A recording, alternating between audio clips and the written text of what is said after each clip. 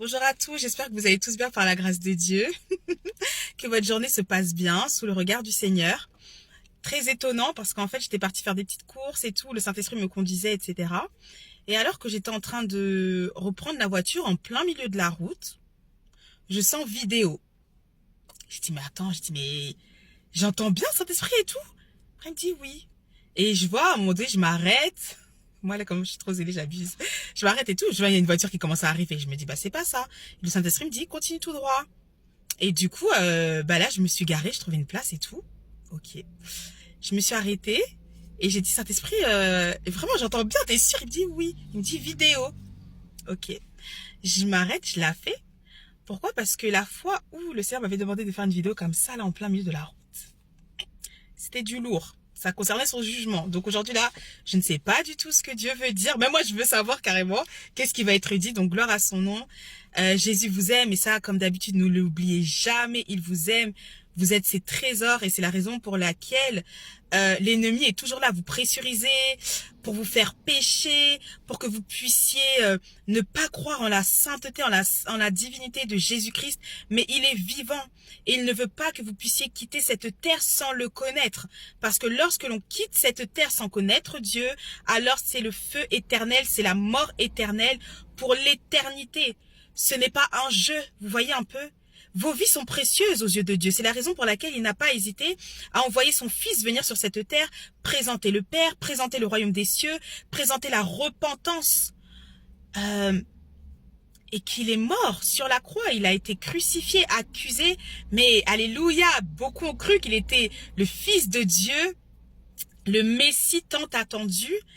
En voyant les miracles qu'il faisait, les prodiges, les guérisons, sa bienveillance, son amour qu'il démontrait, sa compassion, la manière dont il parlait comme ayant autorité, et même les foules qui le voyaient parler, qui l'entendaient, se disaient mais non, lui il ne prêche pas comme les autres, il prêche comme ayant autorité.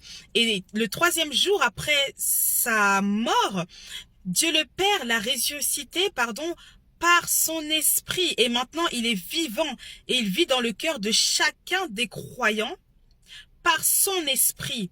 Oui, Dieu le Père, Dieu le Fils, Dieu le Saint-Esprit, dur à expliquer, dur à comprendre, mais il est un Dieu unique. Alléluia, les chrétiens servent le Dieu des Hébreux, El Shaddai, Yeshua, voilà, c'est le Dieu de la Bible, c'est le Dieu de la Bible.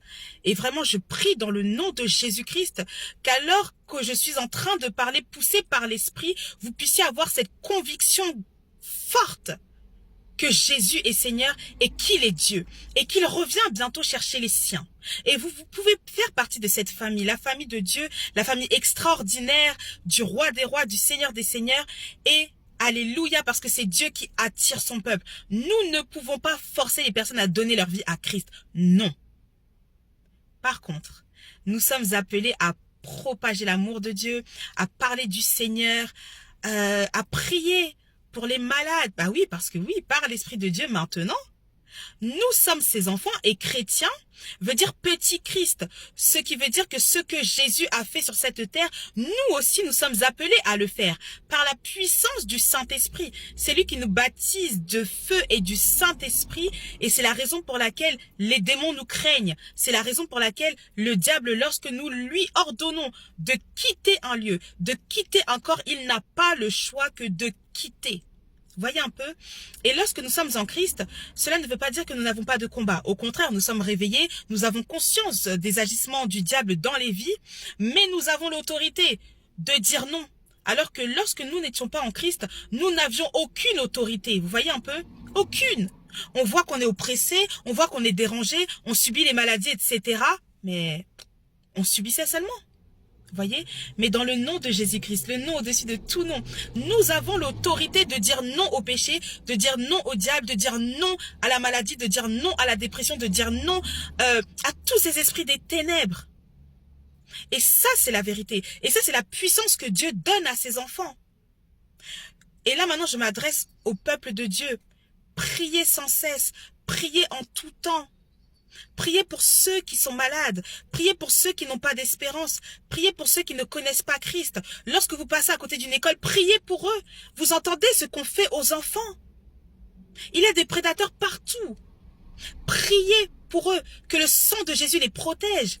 Peut-être qu'ils ont des parents qui ne connaissent pas Christ. Mais vous priez. N'attendez pas seulement de dire « Ah, on savait, le Seigneur m'avait prévenu. » Oui, ben, si Dieu nous prévient, oui, c'est vrai. Dieu nous parle de beaucoup de choses, de beaucoup de malheurs qui arrivent. Mais c'est pour que nous puissions prier. Il y a une vision que le Seigneur est en train de me rappeler, je vais vous l'expliquer. C'était un soir où j'avais eu beaucoup d'attaques. Non, le diable était vraiment trop déchaîné. Pourquoi? Parce que j'avoue, cette semaine, j'avais fait des dégâts dans le monde spirituel. Combien de personnes ont donné leur vie à Christ? Combien de personnes ont été délivrées? Non, c'était... Waouh, power. Franchement, c'était powerful. Vraiment. Et donc, à un moment donné, je dormais et je voyais comme un esprit. En fait, c'était une personne, ok? Écoutez bien. Une personne, mais moi je sais en fait que c'était un esprit, n'est-ce pas? Et il me serrait. Et je pouvais même pas parler. Et après, qu'est-ce que j'ai fait? J'ai fait le signe de la croix sur ma bouche et paf, je suis sortie de cette attaque. Mais maintenant que je parle, le Seigneur me rappelle cela. Et ce que je comprends, c'est quoi? Ok.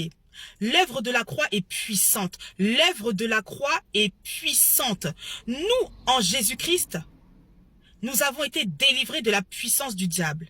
Lorsque nous invoquons le sang de Jésus, quelque chose se passe, vous voyez? La croix est puissante et ce n'est pas de la rigolade. Beaucoup de personnes disent que sur la croix, Jésus n'y était pas. C'est historique, il y était. Mais maintenant, la croix, en fait, elle doit parler en nous. Ce qui fait que lorsqu'on veut nous attaquer, le nom de Jésus qui est au-dessus de tout nom agit puissamment. Et l'œuvre de la croix, elle est puissante.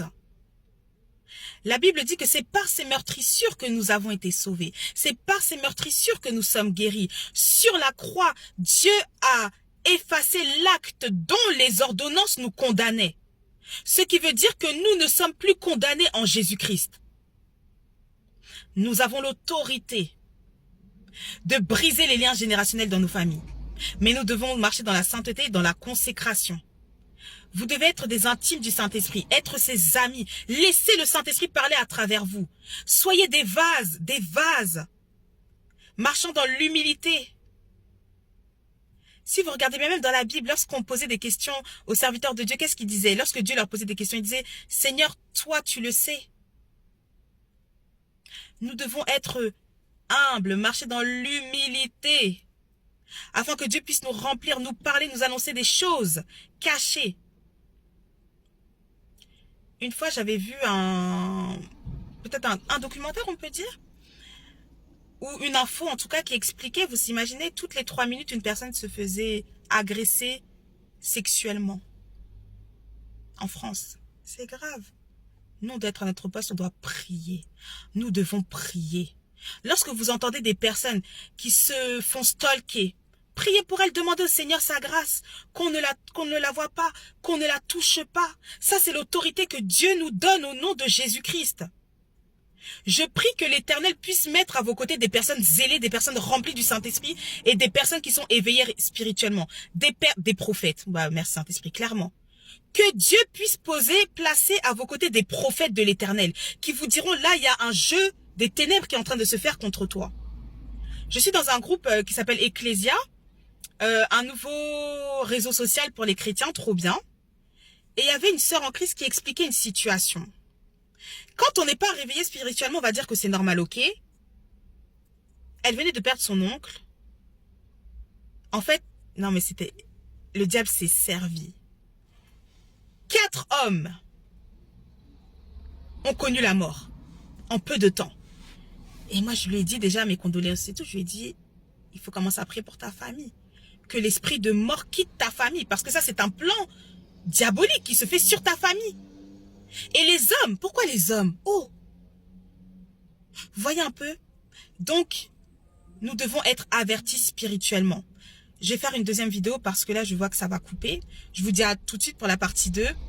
Moi, je pensais que j'allais faire comme d'habitude à la maison les vidéos, mais ah non, Dieu m'étonne aujourd'hui. Que Dieu vous bénisse. À tout de suite. Je vais essayer, on va voir si ça coupe ou pas. Pas du tout.